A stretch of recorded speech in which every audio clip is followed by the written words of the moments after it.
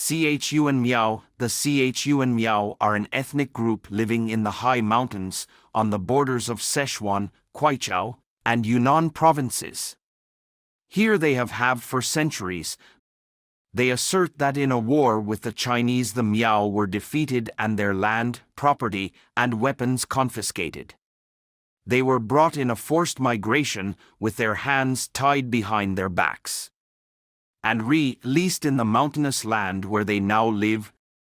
Though the Chu and Miao have clung tenaciously to their own language and customs, there is evidence of cultural diffusion before the migration to West China, as well as in more recent times. For instance, after a corpse has been buried a number of years, the grave is opened, the old coffin is thrown away or burned, a new coffin and new clothing are provided, the bones are washed with wine and carefully laid in order on the new clothing, the lid is laid on the coffin, and the coffin is covered with dirt. This is an old Chinese custom in Fujian and in Guangdong. Most of these people speak Chinese as well as the Miao language, but up until recent years they had no writing of their own, and very few, if any, of them could read or write Chinese. Their traditions and folktales have been made into poetry and, as songs, are sung by individuals who have learned them, thus they are handed down from generation to generation. The language of the Chinese in southern Sichuan and in Yunnan has 5 tones and is monosyllabic and tonal, whereas the language of the Chu and Miao, which is also monosyllabic and tonal, has 9 tones.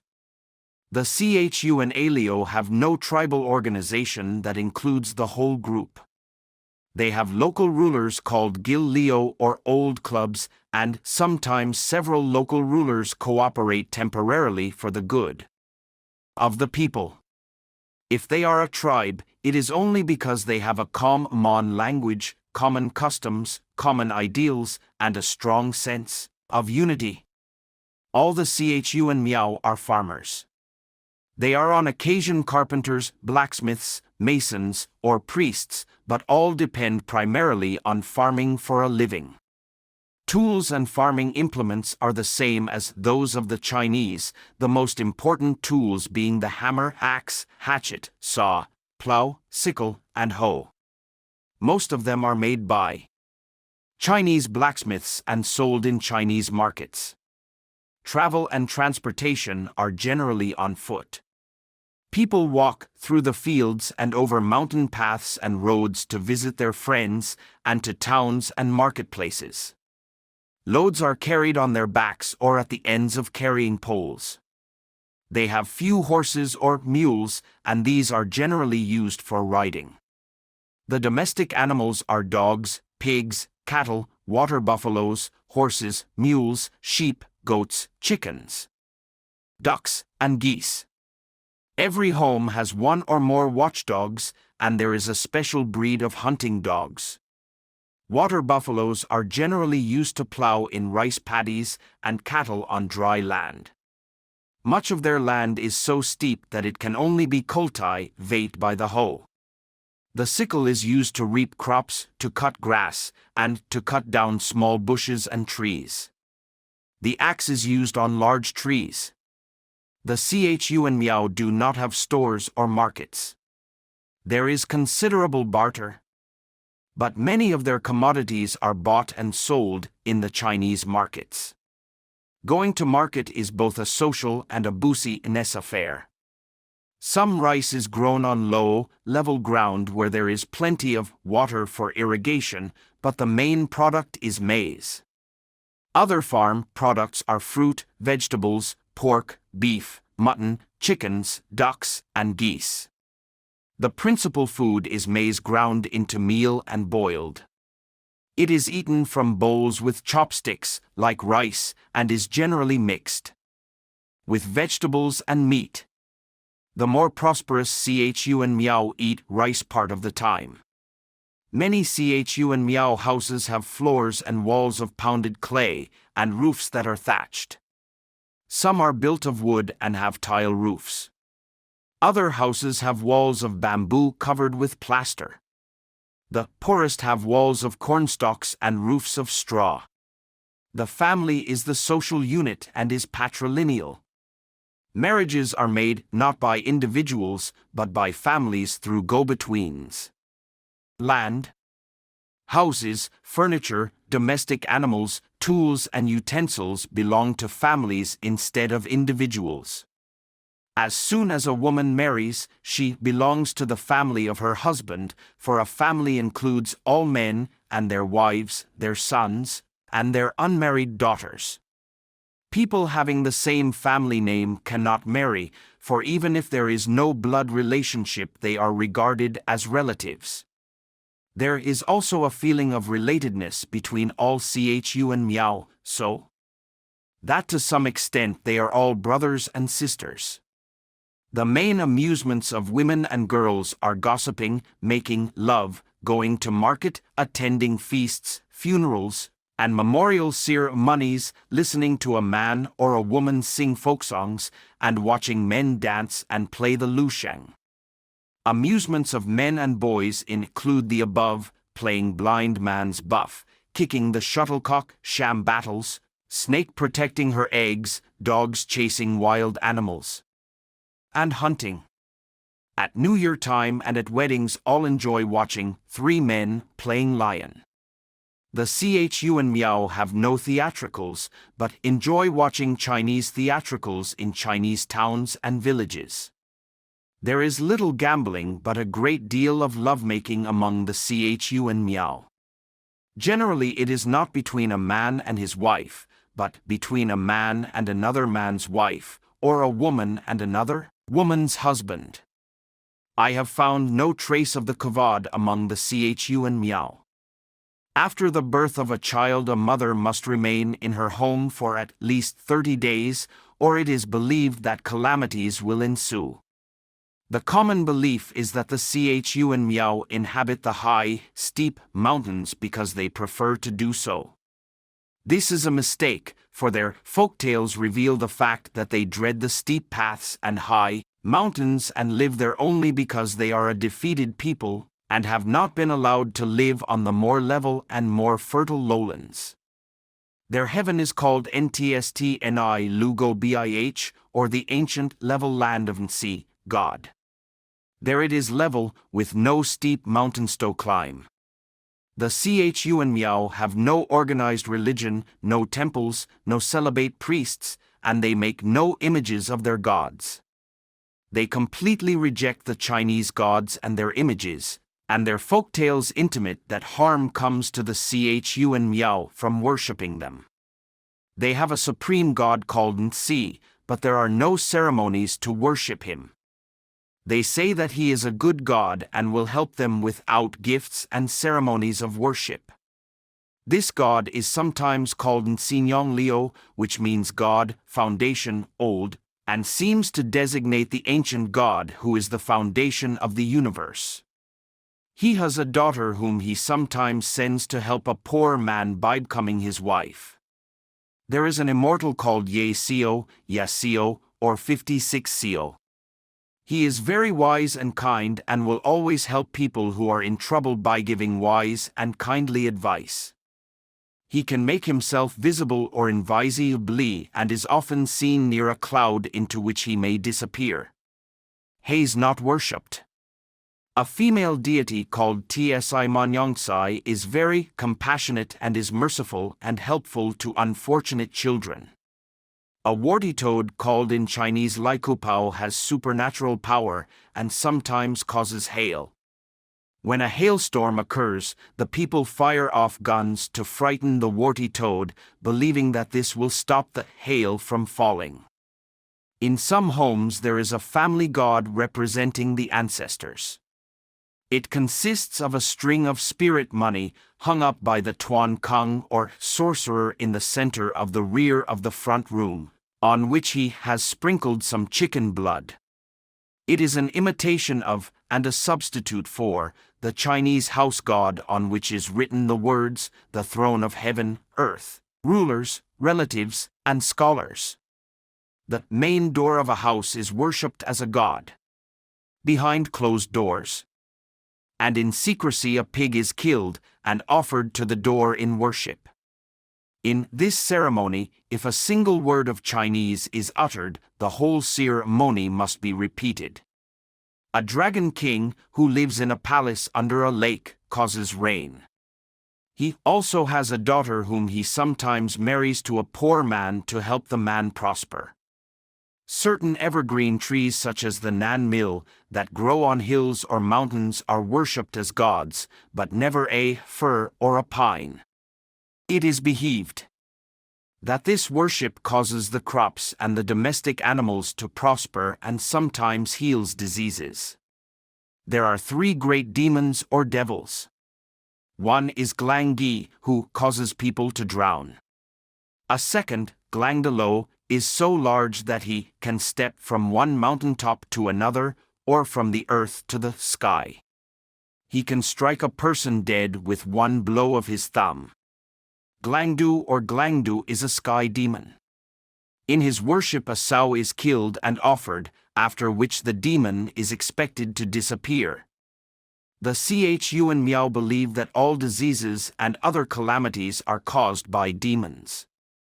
Therefore the exorcising of demons, either drive them away or controlling them, is a very important matter, and this task is assigned to a special person, a geomancer.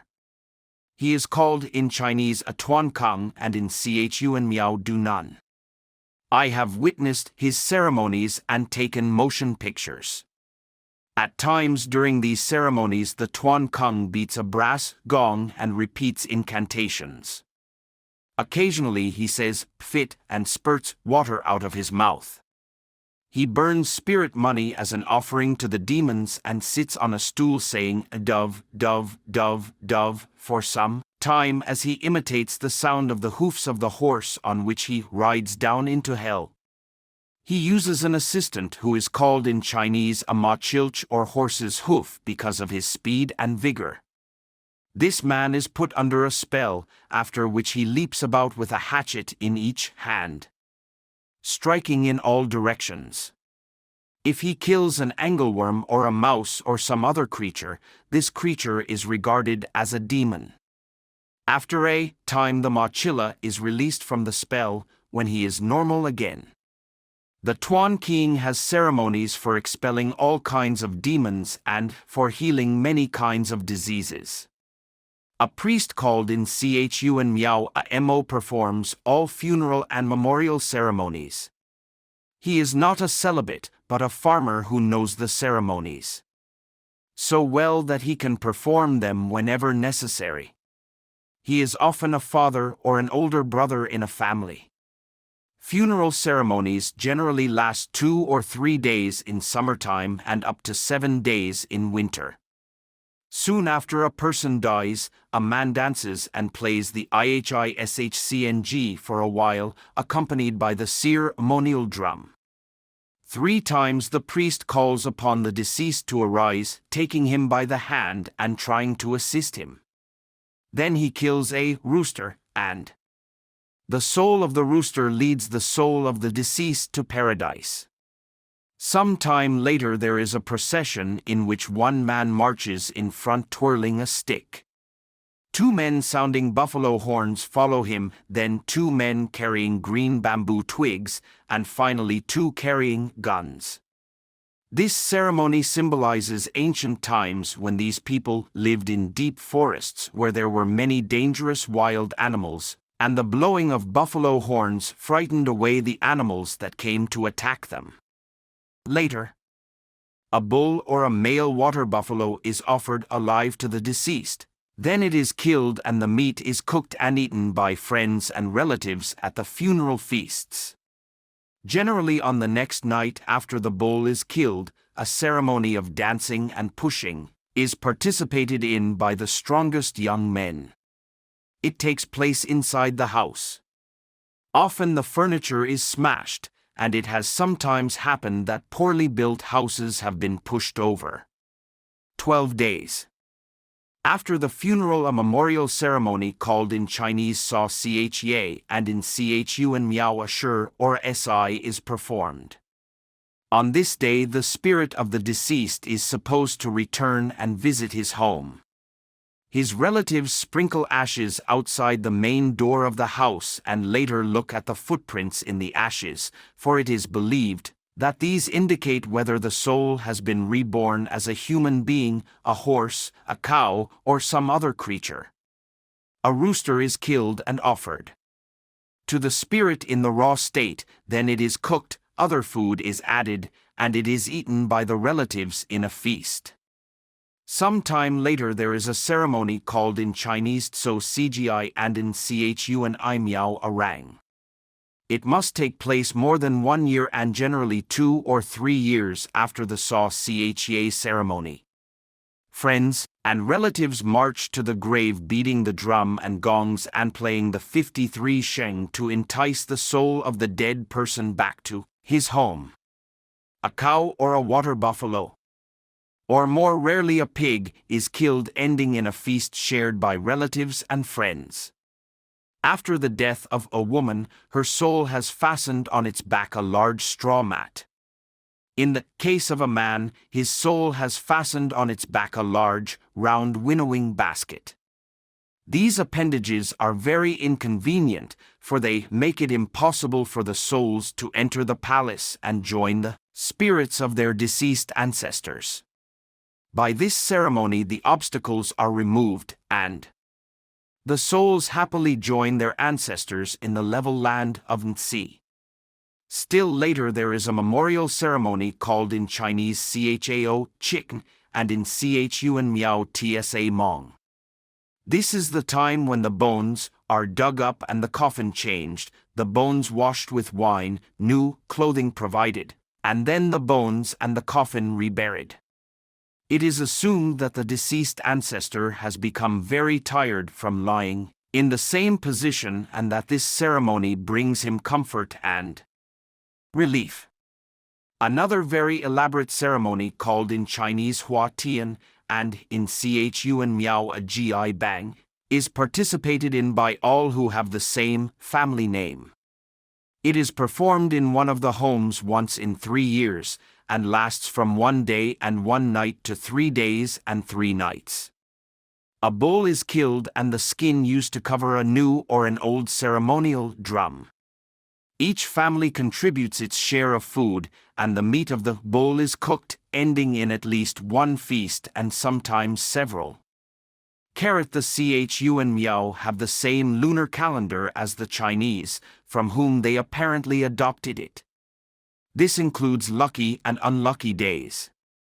Often a Chun Miao simply buys a Chinese calendar and uses it. The calendar festivals correspond to those of the Chinese, except that the kitchen god, whom the Chun Miao do not worship, is not ceremonially sent up to heaven on the 23d day of the 12th moon and welcomed back the night before New Year. The Chinese calendar festivals occur on the Ist 2d, 3d, and 15th days of the Ist moon, on the 3d day of the 3d moon, on the 5th day of the 5th moon, soon after the harvest to welcome the new grain, on the 15th day of the 7th moon, on the 15th day of the 8th moon, on the 9th day of the 9th moon, on the Ist day of the Loth moon, and on the 30th day of the 12th moon. In all the funeral, memorial, and calendar festivals, when there is a feast, the deceased ancestors are expected to be present and to partake. Food and wine are offered to them. On the 15th day of the 7th moon, burned spirit money is provided for the deceased ancestors. It is believed that by burning paper spirit money, it is transformed into money that can actually be used in the world inhabited by the spirits of the deceased ancestors.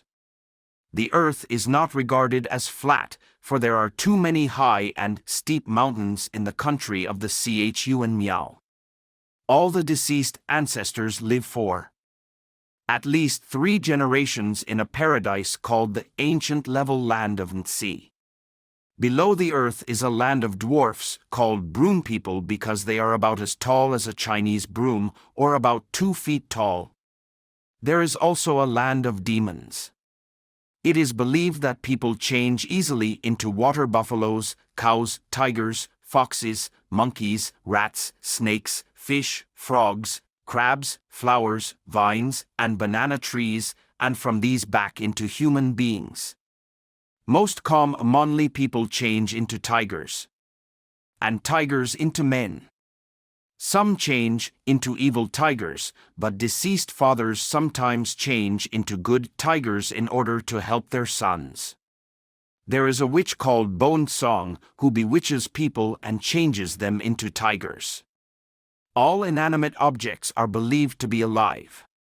The sky, earth, sun, moon, stars, mountains, rivers, rocks, trees, thunder, the rainbow, the echo, fields, plains, crops, swords, marriages, beds, the ceremonial drum, the lusheng, all these and many other things are regarded as living, intelligent creatures. For instance, rocks are male and female, they grow, they can speak, and they have offspring. The Chu and Miao find it difficult to affirm that inanimate things have souls, but natural and easy to say that they have lives, and that these lives are intelligent and active and have eyes. They also find it easier to say that living creatures, such as cows, have lives than that they have souls. But the concept of the soul is well known and closely resembles that of the Chinese, from whom they evidently learned it. Dreams are regarded as actual experiences, and in dreams the soul leaves the body. The shadow and the soul are the same, so that it is worse for a mad dog to bite a man's shadow than to bite his leg. To the Chu and Miao, all nature is surcharged with a mysterious, superhuman potency. This is especially present in powerful human beings, in devils, gods, and other superhuman beings, and is manifested in charms, incantations, and religious ceremonies.